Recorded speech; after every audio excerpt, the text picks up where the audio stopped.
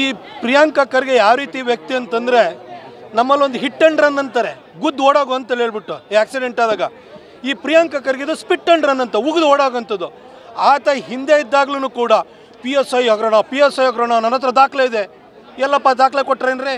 ನಿಮ್ಮ ಸರ್ಕಾರ ಬಂದು 1.5 ವರ್ಷ ಆಯಿತು. ಒಂದು ಹಗರಣದ ಬಗ್ಗೆ ಯಾರು ತನಿಖೆ ಮಾಡಿದ್ರೇನ್ರಿ?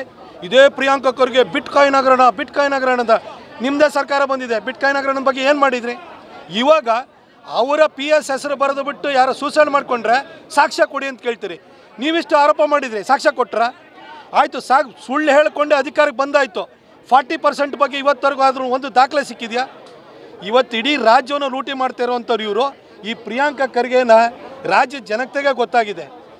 ಆತ ಈ ಉಗಿದು ಓಡೋಗುವಂಥ ಪ್ರವೃತ್ತಿಯನ್ನು ಅವರು ರೂಢಿ ಮಾಡ್ಕೊಂಬಿಟ್ಟಿದ್ದಾರೆ. ಸಿದ್ದರಾಮಯ್ಯನವರೇ, ಇಂಥವ್ರನ್ನ ನಿಮ್ಮ ಕ್ಯಾಬಿನೆಟಲ್ಲಿ ಇಟ್ಕೊಳ್ಳೋದ್ರಿಂದ ನಿಮಗೂ ಏನು ಶ್ರೇಯಸ್ ಬರಲ್ಲ. ನೀವು ಕಳಂಕಿತರಿದ್ದೀರಿ. ಕಳಂಕಿತರನ್ನೇ ಕೂಡಿದಂಥ ಒಂದು ಸರ್ಕಾರವನ್ನು ನೀವು ನಡೆಸ್ತಾ ಇದ್ದೀರಿ ಅನ್ನೋದು ರಾಜ್ಯದ ಜನತೆ ಗೊತ್ತಾಗಿದೆ. ನಾಳೆ ಬೆಳಗಿನ ಚುನಾವಣೆ ಆದರೆ ನೀವು ನಿರ್ನಾಮ ಆಗಿ ಹೋಗ್ತೀರಿ.